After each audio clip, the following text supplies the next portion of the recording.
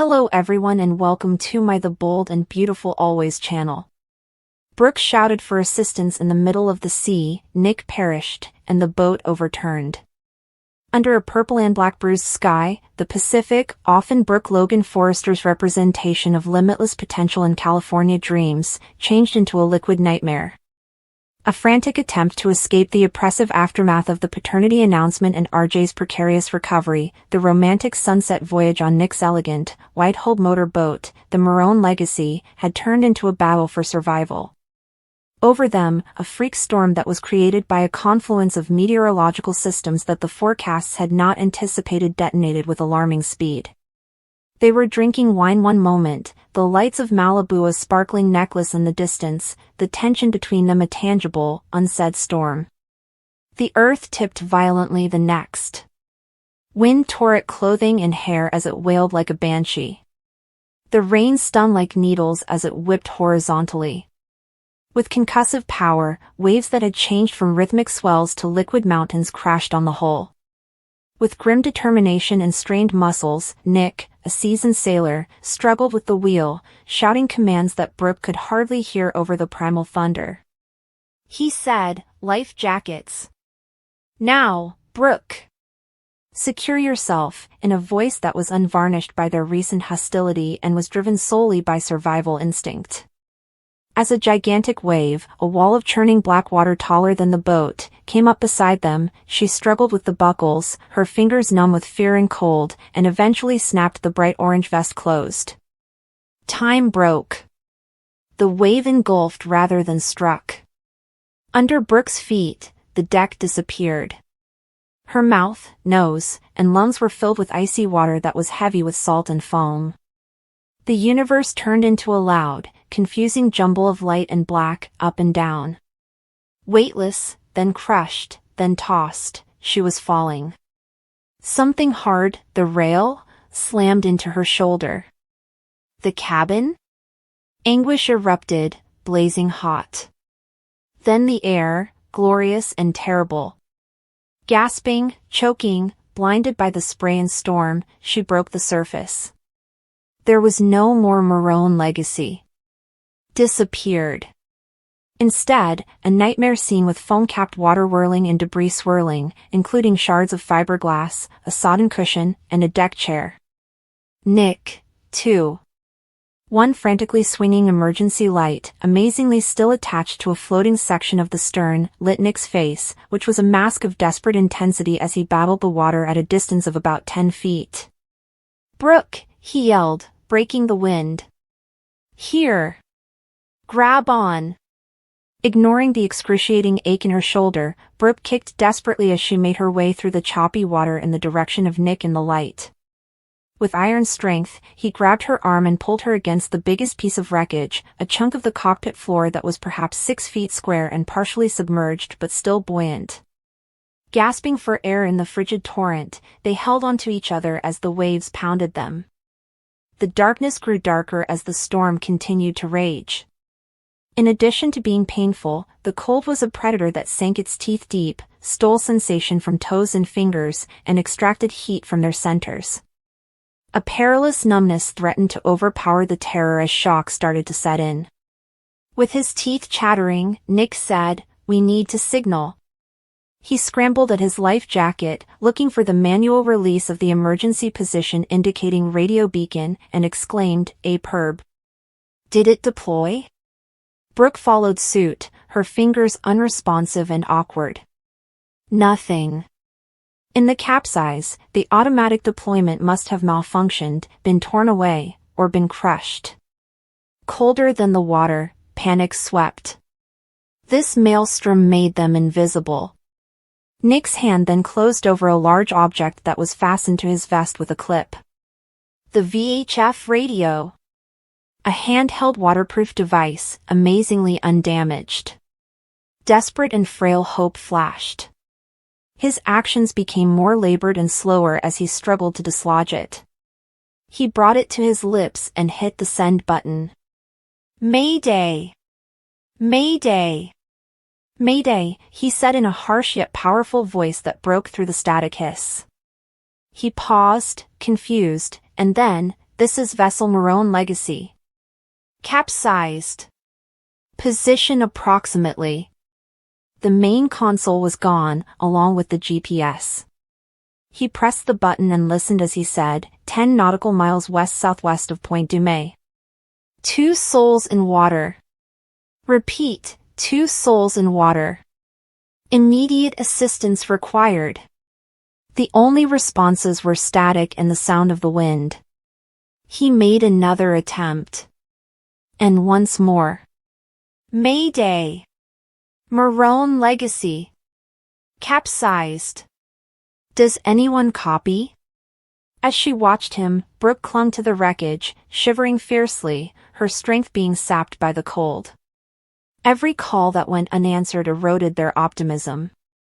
His comments appeared to be completely absorbed by the wide, uncaring ocean. Hours seemed to bleed into minutes. There was no indication of the storm letting up. Nick's coughing episodes disrupted his weakening communications. A lot of water had been consumed by him during the capsize.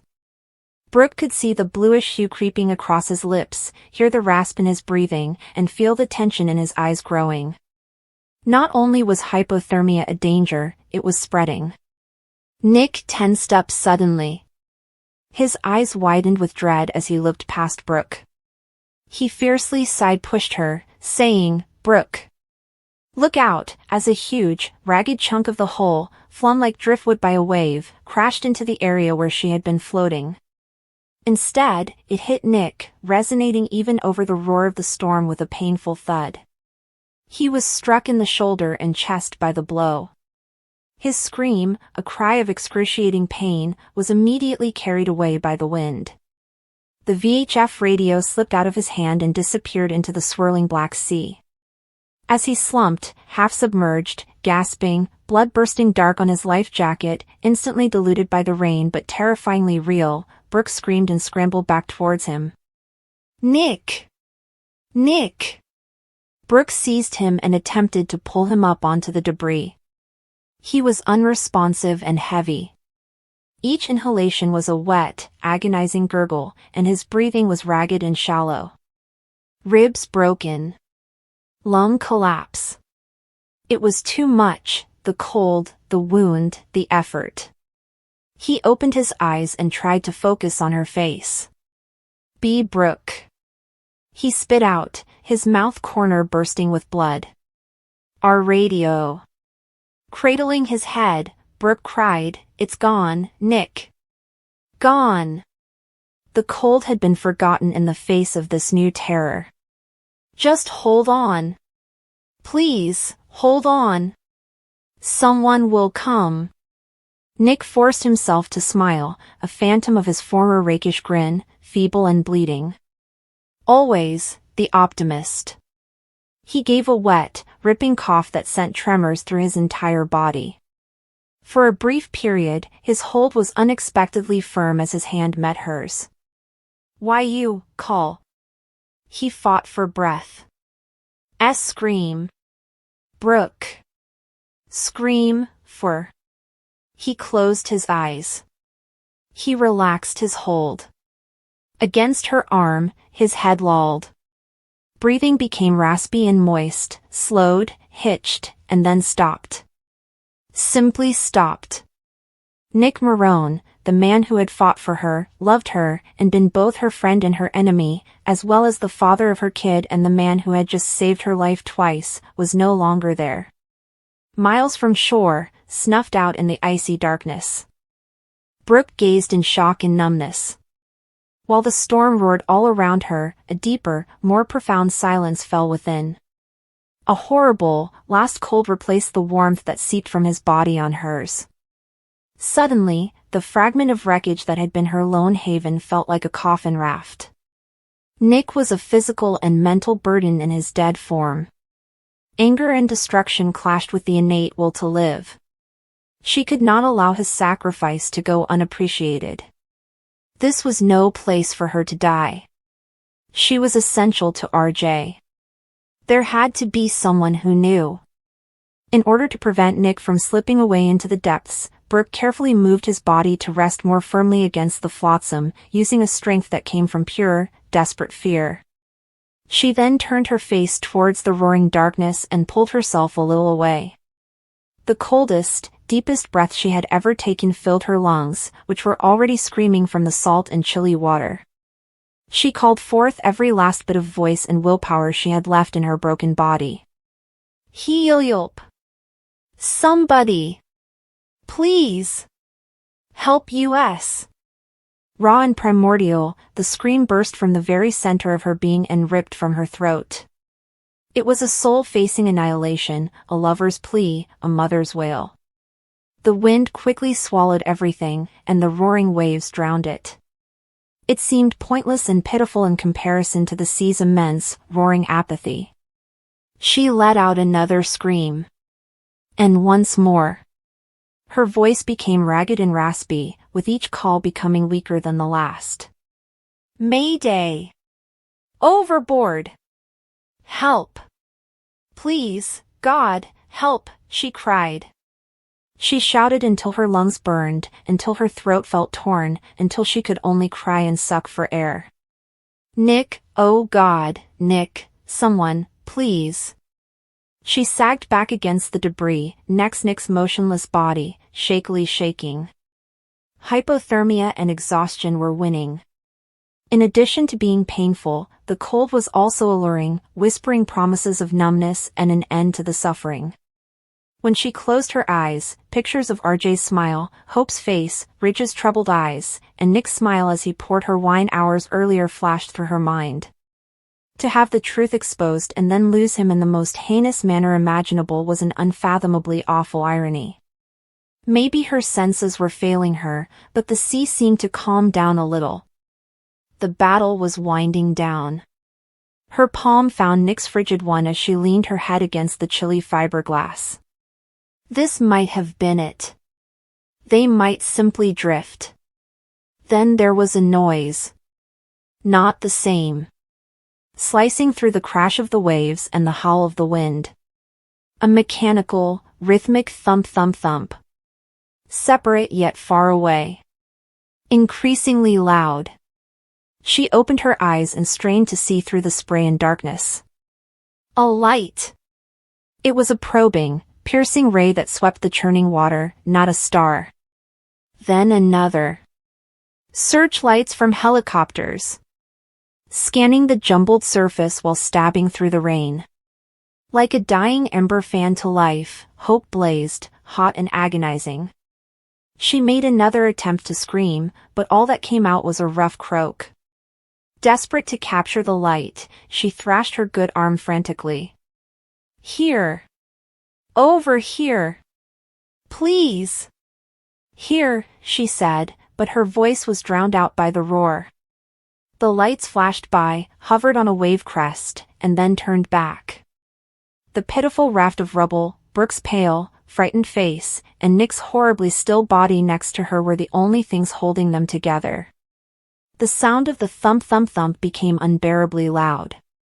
As the downdraft whipped the waves into a frenzy, the helicopter hovered above, its rotors fighting the wind. They were winching down a rescuer in a brilliant orange outfit, a ray of hope plunging into the sea of misery. With enormous, heaving gasps of relief and unfathomable grief, Brooke broke down in tears. There was assistance available. Nick had been correct. Someone had listened to her cries. However, Brooke realized the rescue was only partially successful when the rescuer arrived at the water, swimming powerfully in her direction, his eyes widening as he took in the scene, the dead and the live clinging to each other. She was being dragged back from the edge, but the harsh, heartless water had already taken possession of the piece of her soul that was intertwined with Nick Marone. The dynamic, complex, and fiercely loyal guy was gone, sacrificed on the altar of a storm and his own impulse to keep her safe, but his body might be found. She was fastened with the winch cable. She was dragged upward, away from Nick's body and the wreckage. The last thing she saw as she rose into the helicopter's glaring light and roaring noise was the dark, churning water below, the piece of debris already being sucked up by the waves, and the motionless, orange-clad figure of the man who had sacrificed himself for her, abandoned in the vast, uncaring Pacific. Although the rescue was a relief, the cost will always be remembered in the silence that followed her cries. Although she was saved, she was completely and permanently lost. At Carpi, Brooke plunges into the water.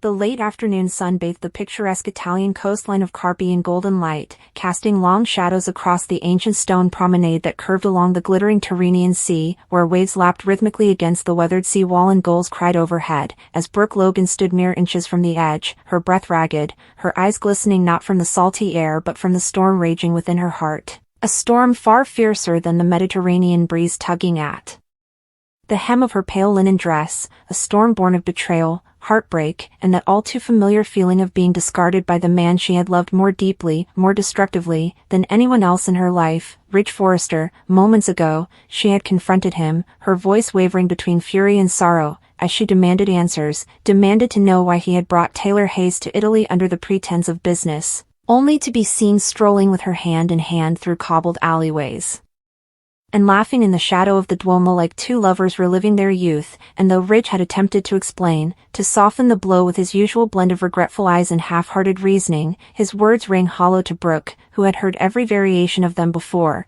who had forgiven too many indiscretions in the name of destiny, of family, of that relentless, aching love she still bore for him. She stood there now, wind whipping her golden hair around her face, her chest rising and falling with the force of 1,000 unsaid words, her hands clenched at her sides as she took one slow step backward, her heels clicking sharply on the slick stone beneath her feet, her eyes never leaving Ridge's face as he stepped forward, one hand half extended, as if he could pull her back from the emotional cliff on which she teetered, and maybe, just maybe, the literal one as well, for in the heat of the moment, neither of them noticed just how close she was to the edge, how the gentle slope of the promenade suddenly curved into nothingness over the sea, how the wind that whispered through the cypress trees inland could suddenly surge into something strong enough to unbalance a woman distracted by heartbreak, and in one terrifying instant, Ridge saw it happen. Brooke's foot slipped on a patch of damp stone, her eyes widened in panic as her arms flailed, and before he could even shout her name, she toppled backward with a startled gasp,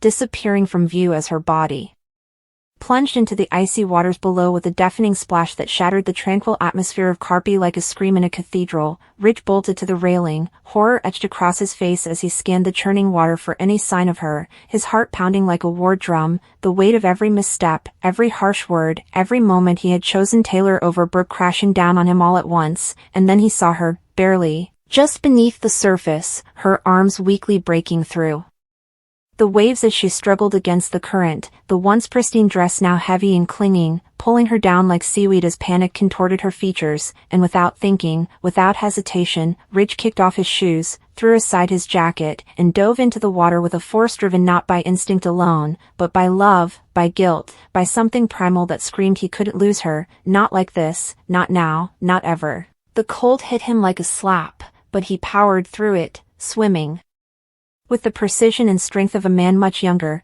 closing the distance between them with desperate strokes until his arm wrapped around her waist, pulling her to the surface where she gasped and coughed and clung to him like a lifeline, her nails digging into his shoulder as she sputtered, "I didn't mean to fall, I didn't mean to," and Ridge shook his head, voice hoarse as he murmured, "I've got you, Logan, I've got you," guiding her slowly toward a stone ladder bolted into the seawall. Nearby, their limbs aching, their bodies shivering, their minds reeling as adrenaline and emotion collided in the most intimate of rescues, as they climbed back onto solid ground, soaked and trembling, a small crowd that had gathered began to disperse, the locals whispering in Italian about the American couple who had turned a romantic sunset into a scene straight out of a dramatic film, but neither Ridge nor Brooke noticed them. In that moment, all that existed was the two of them, collapsed together on the cool stone as the sun dipped lower on the horizon, casting amber light over Brooke's pale face and Ridge's rain-slicked hair, and as he pulled her into his arms, holding her against his chest like something precious almost lost, Brooke whispered again, more softly this time, "I didn't mean to fall," and Ridge swallowed hard, his own voice cracking as he replied, "I know, but I should have caught you before you did," and the double meaning of the exchange hung in the air between them like a fragile thread, tying together years of heartbreak, passion, and unfulfilled promises in one shared understanding that perhaps, for all their mistakes, for all their push and pull, they were still each other's beginning and end, and maybe this fall, this terrifying, literal plunge, was the universe's way of forcing them to see what they'd always known but kept denying,